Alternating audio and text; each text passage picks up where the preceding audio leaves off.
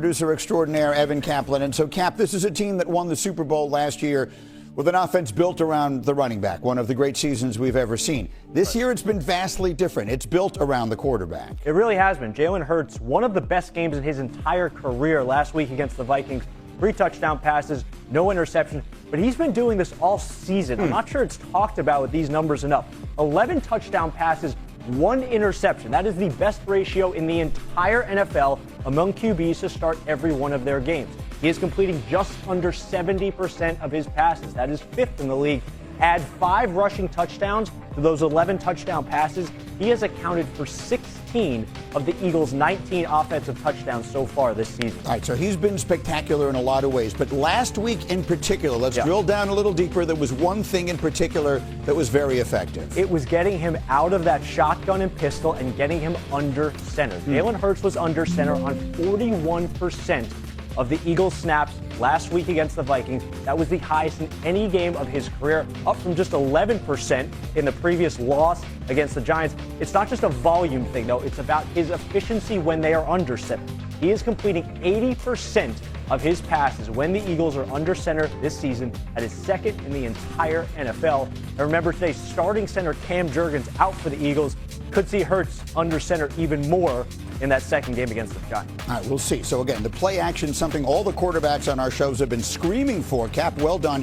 That's what the numbers look like. Let's take a look at the pictures here. Alex Smith again, under center, losing that play action, obviously very effective. Yeah, Cap's exactly right. And listen, we're not the only ones that see us. They're even talking about it in the building. Let's take a listen to what their left tackle, Jordan Mailata, had to say about it.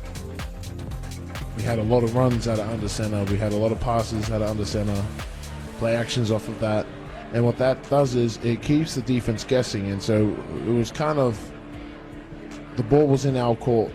The ball's in our court. What's the big Aussie talking about? It's right here. Again, 6 offensive linemen in the game. You see him under center, hard run action. And what does this do? I want you to look at the defensive level. Look at everybody staring in the backfield, trying to diagnose, is it run or pass? Big lane opens up on the left side. We're still in our back pedal back here. Oh, by the way, we got double pancake, Teddy. I know you like that. And again, safety making the tackle at 15 yards deep, right? Having trouble. You know the big fella loves this, right? Getting downhill, picking up our running back for a big gain. Here later in the game, again, 6 linemen again. It is going to look identical. You see the Vikings trying to stop the run. They drop their safety in the box. Again, here's the run action. Everything looks the same. Look at all the eyeballs trying to diagnose what's going on.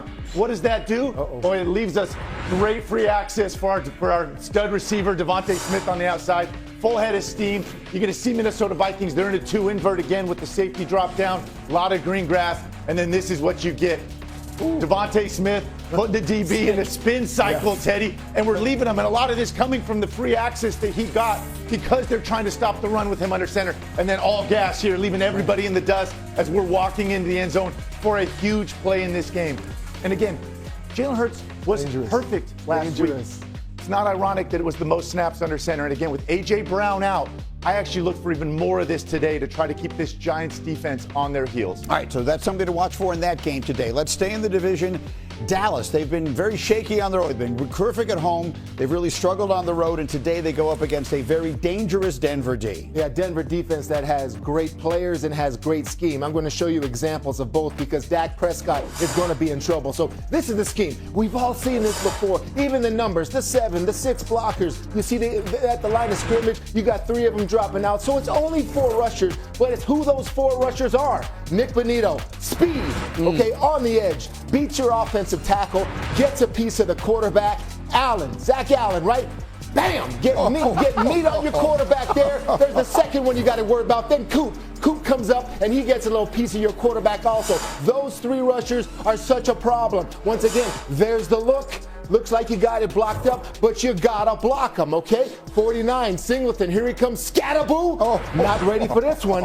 On your back, ends up using his leg, gets a little bit of Jackson Dart. Stranad with the interception, and of course, the historic comeback led by the Denver Bronco defense. Those are the special players, okay? Now let me show you the scheme that I'm talking about where you get these free runners because we love this defensively. There we are, all at the line of scrimmage against the Colts. Where is he? There he is right there. here. There's the free runner. You're all worried about everyone else. Daniel Jones doesn't see the free runner coming. Bam, we get a sack on Daniel Jones. Again, another look. Let's try the edges over here, okay? We got them coming this way, different perspective, going towards the offense here, 7 up. Looks like they've got them all blocked up, but now we've got 4 dropping out, but we've got DBs coming on the edge. Hufanga is coming off the edge over here. Another defensive back, free runner. Free runners coming here, and when you get to the quarterback on free runners, you know it's the scheme, you know it's the call, you know it's your defensive coordinator. You point at your coach and say, good call, coach, that sack is on you. 32 times there have been free runners. The Denver defense, the Broncos defense has created. Vance Joseph, defensive coordinator, getting it done. And look how windy. I don't know how you do that. Teddy gets I don't know how you do that. I'm here. I'm there. That's how he feels. I'm back. Imagine what it's like for Dak this afternoon in the altitude. 3 points as the Cowboys are putting on the board this season. Apparently no lead is safe against the Denver Broncos. They have 2 wins when trailing by 14-plus points in the fourth quarter this year. The rest of the NFL is just 2-50 in that situation. And how about Bo Nix? 6 fourth-quarter comebacks since the start of last season, tied with Baker Mayfield for the most in the NFL. Lindsay Theory has more on the comeback kid. The Broncos' goal today, start fast. After producing 3 consecutive fourth-quarter come-from-behind wins, the Broncos say they have gained a lot of confidence and experience. But tight end Evan Ingram tells me those wins push us even more in the direction of wanting to dominate and stay away from these hard attacks. The Broncos have proven their ability to execute late, but Ingram tells me they've got to do more of that early and come out with a lot more urgency. Against the Cowboys, quarterback Bo Nix says they must stack first downs and get the points on the board first. Nix saying everybody's working toward making those first few possessions count. Thank you, Lindsay. Bills at the Panthers is a tale of 2 teams going in opposite directions. Buffalo has lost 2 straight games. Carolina has won 3 straight games. The Panthers are also one of 5 teams that are undefeated at home. To stay that way, they'll have to beat Buffalo without Bryce Young, who is out with a high ankle sprain. Andy Dalton gets the start. Kimberly Martin has the latest from Carolina. The Bills spent much of their bye week self-scouting in hopes of improving their efficiency and stopping their 2-game skid. Now, the big takeaway from those dialogues was this: wholesale changes are not needed. Just be fundamentally sound and play better complementary football. Left tackle Deion Dawkins told me, we don't have to burn down the castle, and we don't have to panic. The overall mindset, he said, is don't expect to win, but earn the right to win. But today, Buffalo's 31st ranked run defense will be tested. With Bryce Young sidelined by a high ankle sprain, the Panthers will try to secure their 4th straight win behind veteran quarterback Andy Dalton. But Carolina will lean heavily on its dynamic rushing tandem of Rico Dowdle and Chuba Hubbard. And Dowdle welcomes the challenge of Buffalo aiming to shut them down. That's what you want, Dowdle told me. Good competition. They're going to try to stop it, so I guess we'll see.